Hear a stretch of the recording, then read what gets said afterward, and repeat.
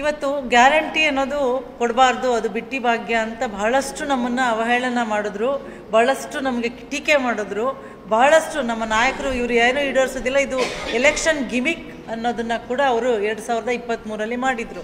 ಆದರೆ ನಾವು ಯಾವಾಗ ಈಡೇರಿಸಿದ್ವೋ ಅವ್ರಿಗೆ ಅದು ಅರಿವಾಯಿತು.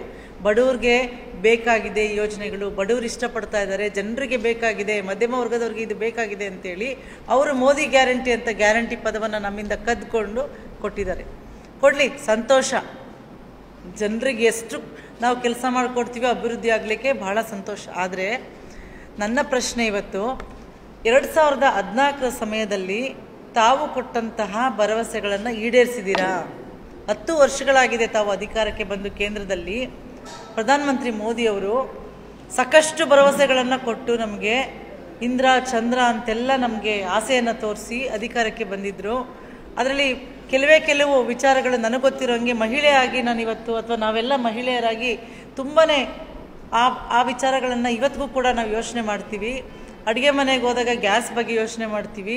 ನಮ್ಮ ಮಕ್ಕಳು, ನಮ್ಮ ಮನೆಯವರು ಅಥವಾ ನೀವುಗಳಾಗಿರ್ಬೋದು, ನಾವುಗಳಾಗಿರ್ಬೋದು, ವಾಹನದಲ್ಲಿ ಹೋಗಬೇಕಾದ್ರೆ ಪೆಟ್ರೋಲ್ ಡೀಸೆಲ್ ಬಗ್ಗೆ ಯೋಚನೆ ಮಾಡ್ತೀವಿ. ಅದೇ ಡಾಲರ್ ಎದುರು ನಮ್ಮ ರೂಪಾಯಿ ಎಷ್ಟು ಮೌಲ್ಯ ಕುಸಿತೋಗಿದೆ ಅನ್ನೋದನ್ನು ಯೋಚನೆ ಮಾಡ್ತೀವಿ. ಬೇಟಿ ಬಚಾವೋ ಬೇಟಿ ಪಡಾವೋ ವಿಚಾರದಲ್ಲಿ ಇವತ್ತು ಅವ್ರು ಮಾಡ್ತಾ ಇರ್ತಕ್ಕಂಥವ ಅನಾಚಾರ. ನೇರವಾಗಿ ನಾನು ಬರ್ತೀನಿ, ಮಹಿಳೆಯರಿಗೆ ರಕ್ಷಣೆ ಸಿಕ್ಕಿದೆಯಾ? ನಮ್ಮ ದೇಶದಲ್ಲಿ ರಕ್ಷಣೆ ಸಿಕ್ಕಿದೆಯಾ? ನಮ್ಮ ದೇಶಕ್ಕೆ ಸ್ವಾತಂತ್ರ್ಯ ಬಂದು ಇವತ್ತು 47ನೇ ಇಸ್ವಿಲಿ ಸ್ವಾತಂತ್ರ್ಯ ಬಂದಾಗ ಅವತ್ತು ಗಾಂಧೀಜಿಯವರು ಯಾವಾಗಲೂ ಒಂದು ಮಾತನ್ನು ಹೇಳ್ತಾ ಇದ್ರು, ಮಧ್ಯರಾತ್ರಿ 2 ಗಂಟೆಯಲ್ಲಿ ಹೆಣ್ಣು ಮಕ್ಕಳು ನಿರ್ಭಿಡೆಯಿಂದ ಭಯ ಇಲ್ಲದೇನೆ ಯಾವಾಗ ನಮ್ಮ ದೇಶದಲ್ಲಿ ಓಡಾಡ್ತಾಳೋ ಅವತ್ತು ನಮ್ಮ ದೇಶಕ್ಕೆ ನಿಜವಾದ ಸ್ವಾತಂತ್ರ್ಯ ಸಿಕ್ತು ಅಂತೇಳಿ. ಇವತ್ತಿಗೂ ಸಿಕ್ಕಿದೆಯಾ? ಮಧ್ಯರಾತ್ರಿ ಬಿಡಿ, ಹಗಲಿನಲ್ಲೇ ನಮ್ಮ ಮನೆ ಅಕ್ಕಪಕ್ಕದಲ್ಲೇ ನಡೀತಾ ಇರ್ತಕ್ಕಂಥ ಅನಾಚಾರಗಳಿಗೆ ಇವತ್ತು ಯಾವುದೇ ರೀತಿಯಾದಂಥ ನ್ಯಾಯ ಸಿಕ್ಕಿಲ್ಲ. ಇವತ್ತು BJP ಅವರದೇ ಒಂದು ನಾರಿ ಶಕ್ತಿ ಇರ್ಬೋದು, ನಾರಿ ಸಮ್ಮಾನ್ ಕಾರ್ಯಕ್ರಮಗಳಿರ್ಬೋದು, ಅಥವಾ ಬೇಟಿ ಬಚಾವೋ ಬೇಟಿ ಪಡಾವೋ ಇರ್ಬೋದು, ಇವತ್ತು ಯಾವ ರೀತಿ ಅನುಕೂಲ ಆಗಿದೆ ಹೆಣ್ಮಕ್ಳಿಗೆ ಅಂತ ನೋಡಿದ್ರೆ 0. ಉಜ್ವಲ ಯೋಜನೆಯಲ್ಲಿ ನಾವು ಸಬ್ಸಿಡಿ ಅಂತ ಹೇಳ್ಕೊಂಡು ಉಜ್ವಲ ಯೋಜನೆ ಕೊಟ್ಟಿದ್ದು ಕೂಡ ಯಾವುದೇ ರೀತಿಯಾದಂತಹ ಬಡವರಿಗೆ ತಲುಪ್ತಕ್ಕಂಥ ಕೆಲಸವನ್ನು ಮಾಡಿಲ್ಲ. ಇವತ್ತು ದೇಶದಲ್ಲಿ ಹೆಣ್ಮಕ್ಳ ವಿಚಾರದಲ್ಲಿ ಬಹಳಷ್ಟು ಅವಮಾನ ಆಗ್ತಕ್ಕಂಥ ಕೆಲಸಗಳನ್ನು ನೋಡ್ತಾ ಇದ್ದೀವಿ. ಆದರೆ ತುಟಿಕ್ ಪಿಟಿಕ್ ಅನ್ನೋದಿಲ್ಲ BJP ನಾಯಕರು, BJP ಸಂಸದರು. ಇಡೀ ಪ್ರಪಂಚದಲ್ಲೇ ಅತಿ ದೊಡ್ಡ ಸೆಕ್ಸ್ ಸ್ಕ್ಯಾಂಡಲ್ ಅಂತೇನಂತ ಇದ್ರೆ ಅದು ಹಾಸನಲ್ಲಿ ಆಗಿರ್ತಕ್ಕಂಥ ಒಂದು ವಿಚಾರ. 3000ಕ್ಕೂ ಹೆಚ್ಚು ಹೆಣ್ಣು ಮಕ್ಕಳ ಜೀವನ ಇವತ್ತು ಇದ್ದು ಸತ್ತಂಗಾಗಿದೆ ಅನ್ನೋ ವಿಚಾರವನ್ನು ನಾವೆಲ್ಲರೂ ಮಾಧ್ಯಮದಲ್ಲಿ ನೋಡ್ತಾ ಇದ್ದೀವಿ.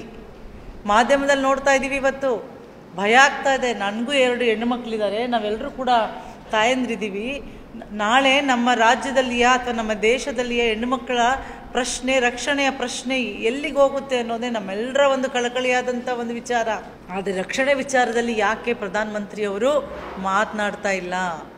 ಸಂಸದರು ಯಾಕೆ ಬಾಯಿ ಬಿಚ್ಚುತ್ತಾ ಇಲ್ಲ? ಕಳೆದ ಬಾರಿ ಸಂಸದರಾಗಿರೋರಿಗೆ ನಾಲ್ಗೆ ಸತ್ತೋಗಿದೆ. ನಮ್ಮ ಪರವಾಗಿ, ನಮ್ಮ ಜಿಲ್ಲೆಯ ಪರವಾಗಿ, ಅಭಿವೃದ್ಧಿಯ ಪರವಾಗಿ ಅವರು ಒಂದೇ ಒಂದು ಮಾತನ್ನ ಆಡಿಲ್ಲ ಸಂಸತ್ನಲ್ಲಿ.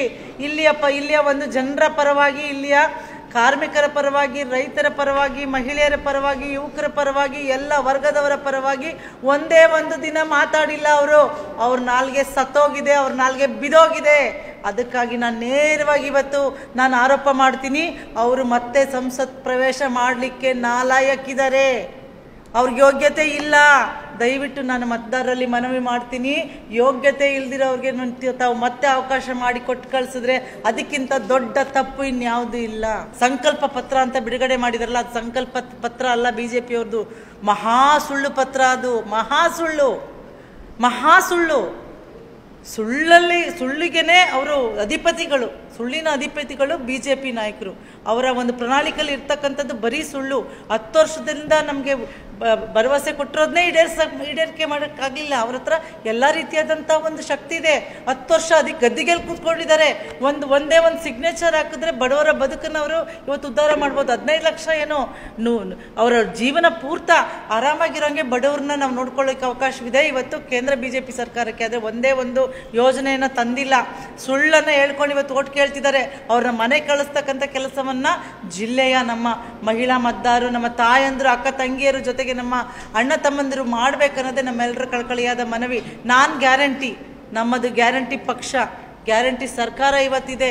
ಇಡೀ ದೇಶದಲ್ಲಿ ನಮ್ಮ ಸರ್ಕಾರಕ್ಕೆ ಗ್ಯಾರಂಟಿ ಸರ್ಕಾರ ಅಂತ ಹೆಸರು ಬಂದಿದೆ. ನಮ್ಮ ರಾಧಾಕೃಷ್ಣನ್ ಅವ್ರನ್ನ ಅಣ್ಣನವ್ರನ್ನ ಗೆಲ್ಸ್ಕೊಡಿ. ನಾನು ಗ್ಯಾರಂಟಿ, ನಾವೆಲ್ಲರೂ ಗ್ಯಾರಂಟಿ. ನಾವು ಸುಳ್ಳು ಹೇಳೋದಿಲ್ಲ, ನಾವು ಪ್ರಮಾಣ ಮಾಡಿ ಹೇಳ್ತೇವೆ.